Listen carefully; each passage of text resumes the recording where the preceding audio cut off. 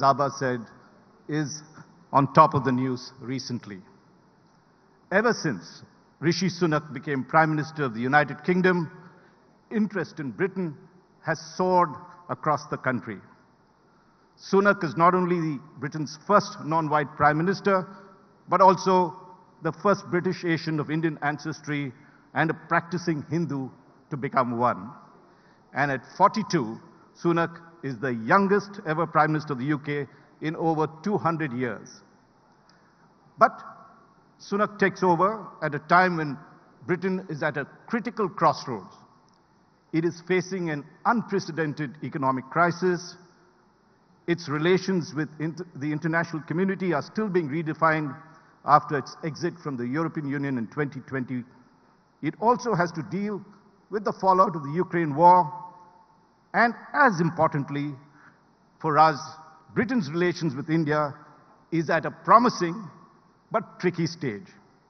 We are delighted to have with us Ellis, the British High Commissioner to India, to take us through some of these big questions that we have about the way forward for Sunak and the UK. Alex is a career diplomat and also a top expert in national security and international strategy, having served as Deputy National Security Advisor and Director General for the exiting of the EU. And he, with his broad perspective, will also touch on other international affairs. So ladies and gentlemen, let's give Ellis a very warm welcome.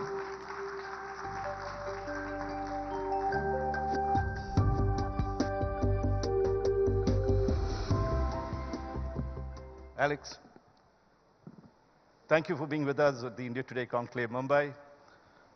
In a short span of time, you have seen 3 prime ministers. You've been here since the past 2 years almost. What has been the change that you've seen? Have you had a word with Rishi Sunak after he's become the UK Prime Minister, and what is your experience of dealing with him? Thank you. Thank you so much for having me here today. Tough act to follow, I think, after the Chief Minister, but I'll give it a go. So, UK-India relationship, I think, and the partnership is one of continuity as well as change. It's true, we've been through some political turbulence. But the course was set as we left the European Union by the integrated review, which set up for a much deeper and higher ambition with India. There are some good reasons for that. First, it is a much more geopolitically tense world, much more competitive world. Secondly, we have some opportunities, having left the EU, on our migration policy, on our trade policy. And thirdly, there was definitely some chemistry between Prime Minister Modi ji and Boris Johnson, but what's interesting to me is that's continued through now with Liz Truss and now into Rishi Sunak as well. So I think we're very much on that course.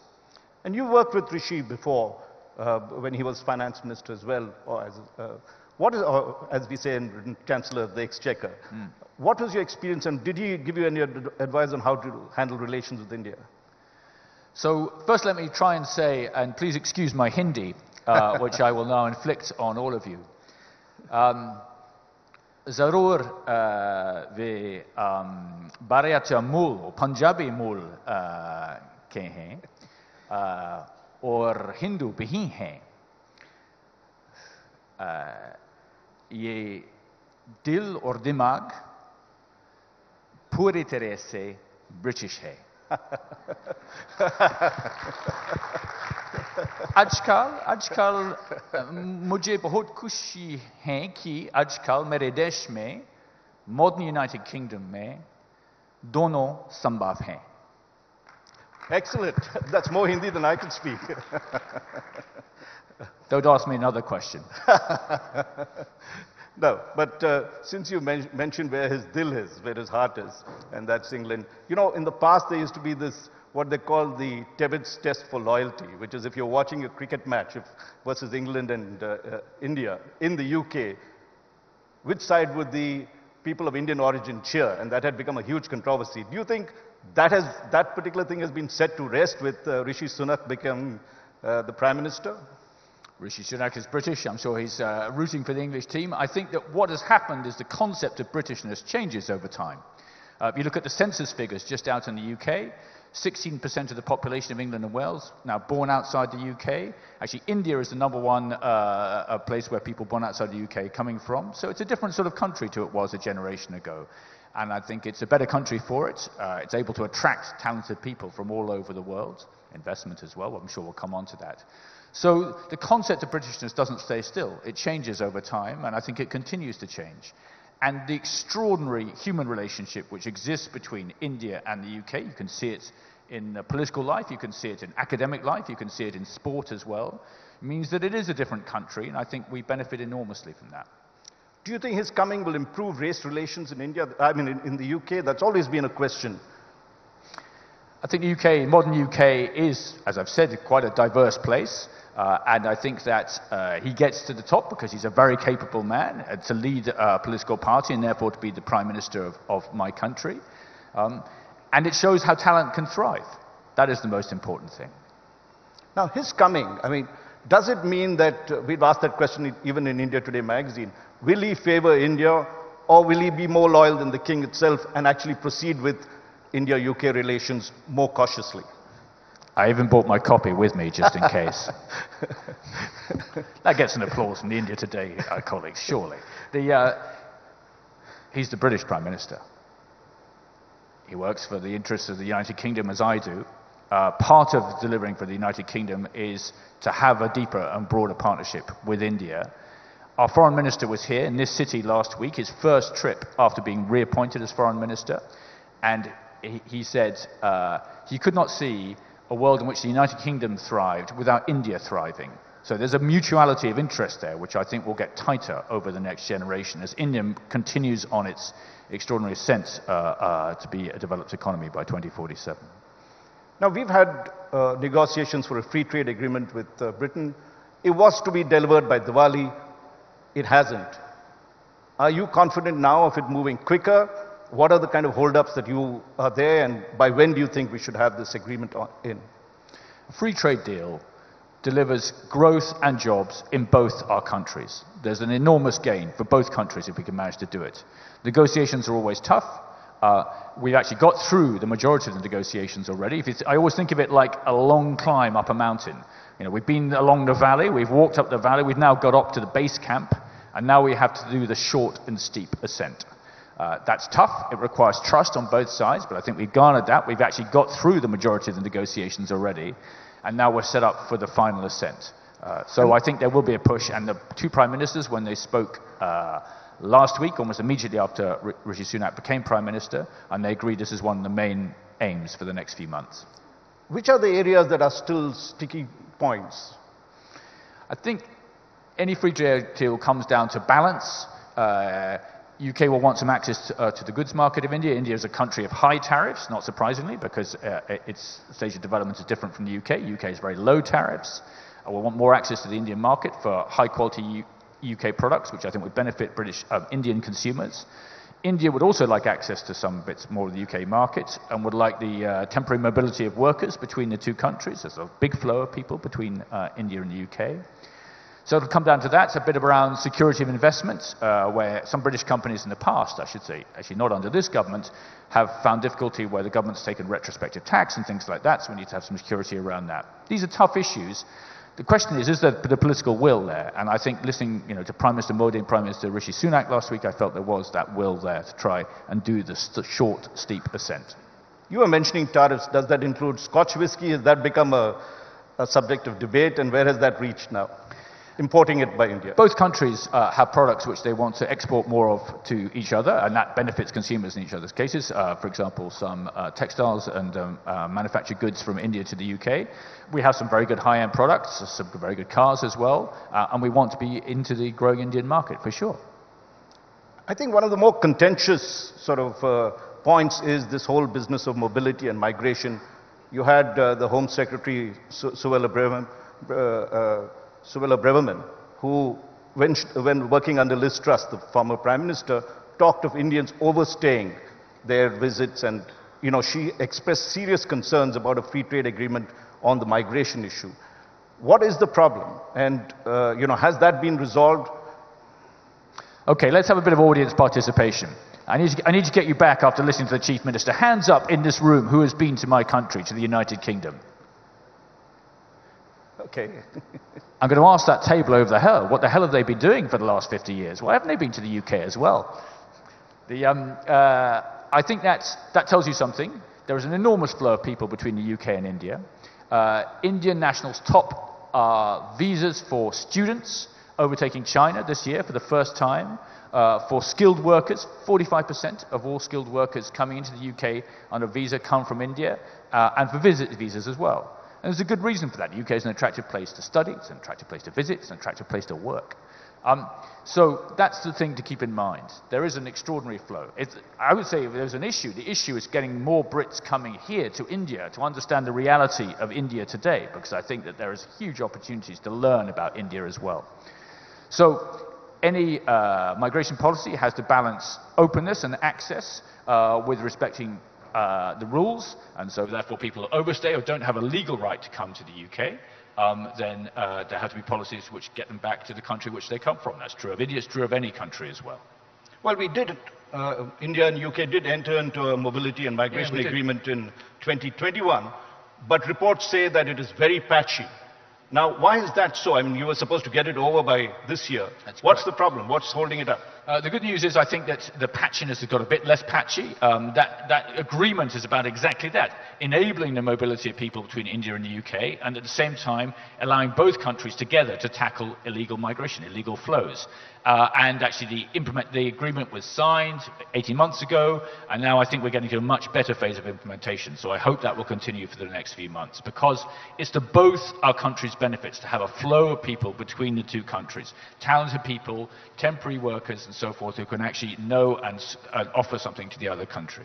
Now, is that a discriminatory policy in the sense that you all want only high-end professionals, you don't want other kinds of workers? Is that one of the complaints that the Home Secretary has?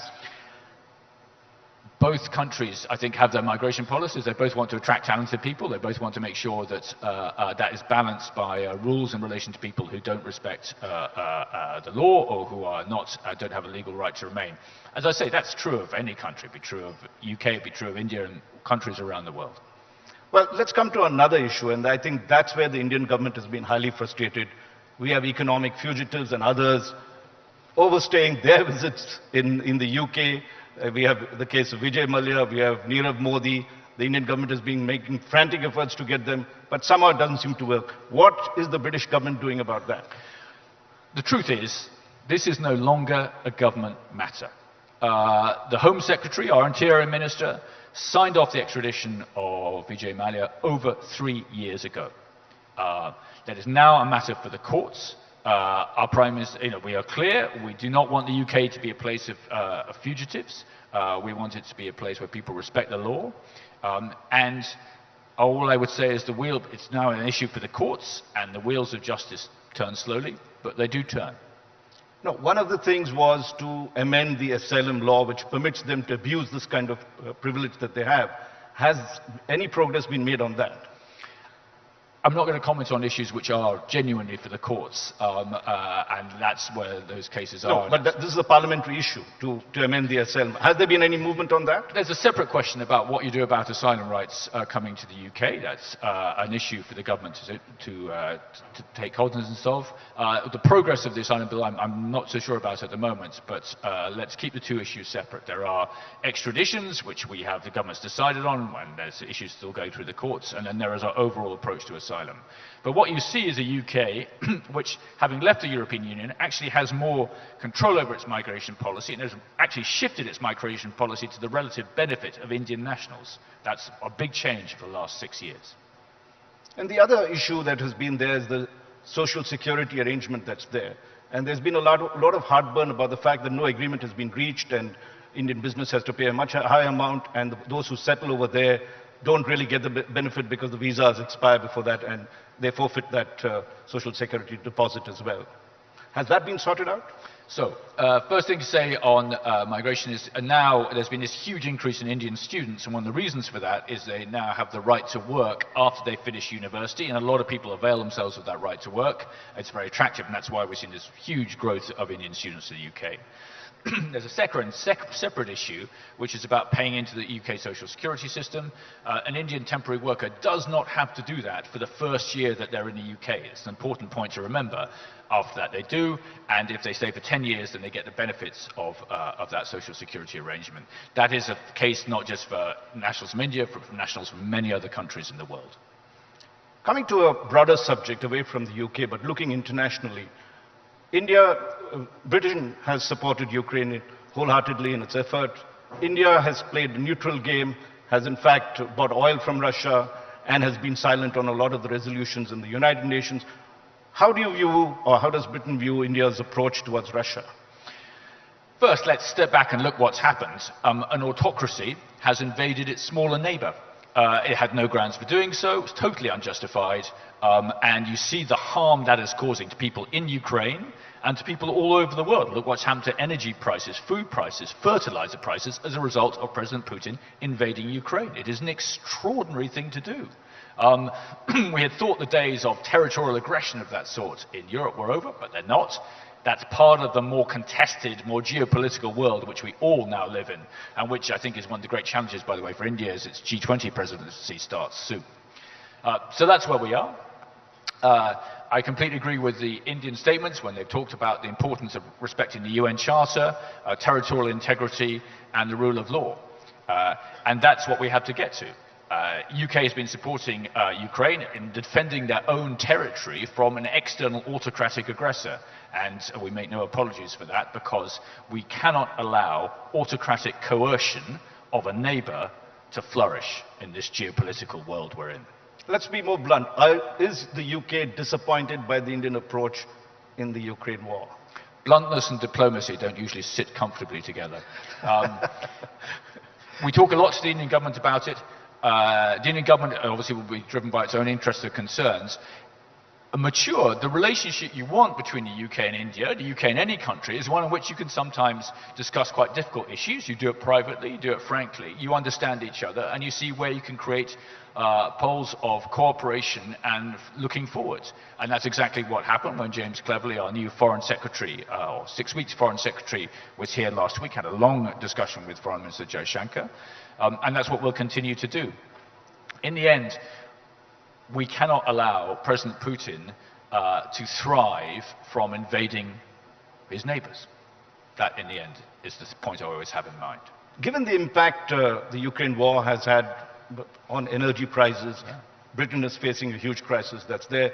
Don't you think it's time to bring an end in some ways, work out some sort of agreement that will end the war? Second, if we don't, I mean, it seems like the NATO countries and others are pushing it further, so is Russia, we might end up with a nuclear conflagration. Since you were a former NSA as well, do you see that possibility happening, and what needs to be done? Do you think it'll go nuclear? Well, I mean, the fact that you're even asking the question is totally extraordinary. I mean, is this inside our imaginations that an autocracy can threaten something like that? My great worry is that President Putin's regime is now playing terrible games. One day mentioning the possibility of nuclear, the next day, oh no, no, denying it. One day saying, oh, we're going to close the supply of grain. By the way, the majority of that grain goes to the poor people of the world, being blocked coming out of the Black Sea by President Putin. The next day saying, oh no, we'll join it again. These are not things to play with. These are deeply serious issues. And we cannot, collectively as a world, allow those sorts of games to be played. What we also see from Russia's invasion of Ukraine is that it is a matter which affects the world. We've seen that, fertilizer prices, oil prices, energy prices, of course they're affecting the UK, they're affecting every country in the world. These are extraordinary things to do for no justification. And just on the point you mentioned the countries of NATO, and it's not just the countries in NATO, what they are doing, what we are doing, is allowing Ukraine to defend itself from territorial aggression, an invasion, pure and simple, a military invasion, unjustified, unwarranted, deeply harmful to everybody. And that seems to me the right and the sensible thing to do for the United Kingdom. Now, moving to China, I mean, before the Ukraine war, China was the biggest threat. It hasn't receded. what is it that you would, and given the fact of India's hostile relations with China, what needs to be done there? I mean, you have joined the AUKUS in the Indo-Pacific. What is the way to contain China or to handle China? One of the fundamental shifts in the UK's foreign policy set out in the integrated review was the tilt to the Indo-Pacific. The good news for this city, for this state, as we were hearing from the Chief Minister, for this country, is you are in the middle of the great area of growth and dynamism for the next generation. There is this extraordinary opportunity which India has, I think, in the next generation, with a median age of 28, to do incredible things on development of the country. That's happening in India, but it's not just happening in India. If you looked at Indonesia as well, quite similar median age, great opportunity there. So it's the dynamism, but it's also the area, I think, of growing concern around security, including in cyberspace, at sea, not just on the land border. By the way, I think when any British diplomat speaks about India, it behoves me to remember that India has a long land border with China, and the United Kingdom does not.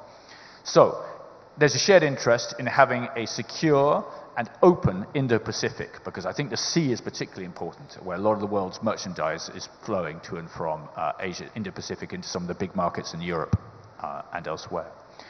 And that's something we're working on. We're working on it through defense and security. We're increasing the amount of joint training we do together. We had, sitting just off this city this time last year, our carrier strike group, our new aircraft carrier and the supporting fleet around it.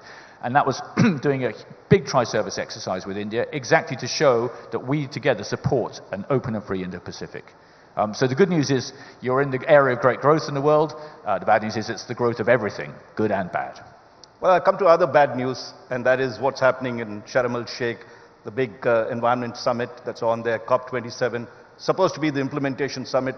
Huge disappointment over the fact that developed countries have not met their adaptation funds promises, and also the fact that loss and damage has not been honored so far. We've seen what happened in Pakistan, the kind of floods. We've seen climate change impacting developing countries the most. What's your big advice or takeaway from what should happen at COP27? Climate change is just a threat and a problem for the whole world. For India, probably one of the countries most affected by climate change, actually is already. You look at what's happened to crop yields this year, and therefore to grain prices gone up in India. But it affects every country in the world. It affects my country as well.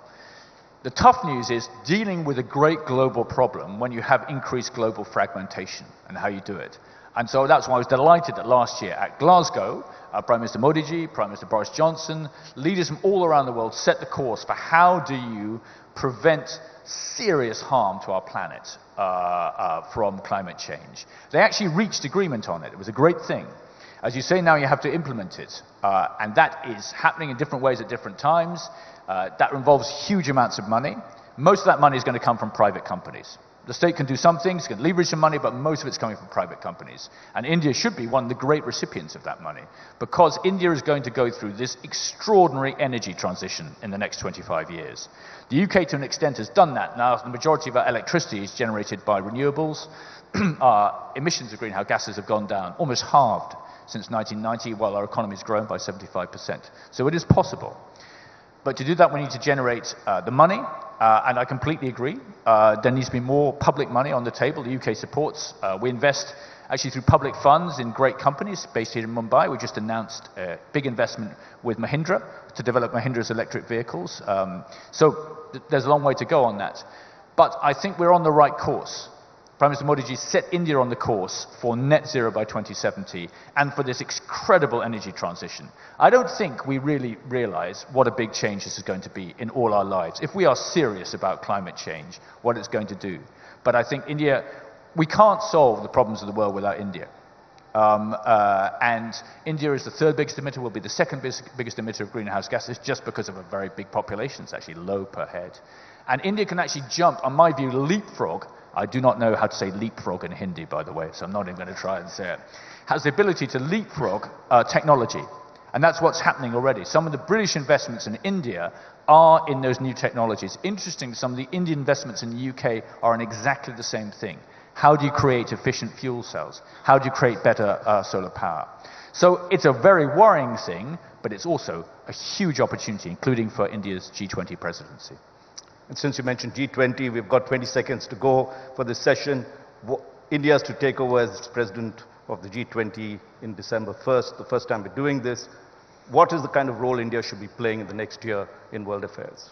And what are the top priorities in G20? India takes on the G20 presidency in a very tough time because of Russia's invasion of Ukraine, because of geopolitical competition we talked about. India has some big advantages. One, it is strong, it is big. It is actually a voice that can reach lots of different countries. It's setting its determination, its course, I think, whether that's on climate change, whether that's on development, whether it's on an incredible thing that's going on in this country, which is redefining the relationship between all of you and the state through the use of technology, which I think India is way ahead of some other countries. And actually, they can pick up a lot from India about how you do that. So it's a tough time to be doing it, but I think India is absolutely the right country to be holding the G20 presidency next year. And like any person from my country, we're supposed to be famous for our punctuality. So I'll leave it there. Well, one last thing. Since you began speaking Hindi, maybe you could end speaking in Hindi. Maybe a song in Hindi which you like. I did. Two verses. No, I wouldn't dare to do it, but I did. I went to a concert of A.R. Rahman, where I'd never heard Dil Se Re. Wow. And what a great song. What a fantastic performer that guy is, actually. It was, I won't try it beyond that. 3 words is enough, I think. Alex Ellis, thank you very much for this session. Thank you very much, ladies and Dhanyavad. gentlemen. Let's give him a warm round of applause for this. How wonderful. Alex, thank you so much. Do stay with us. Could I request Karthik Vishwanathan, our Senior Manager, Indian Subcontinent at Qatar Airways, to come up and facilitate Alex Ellis.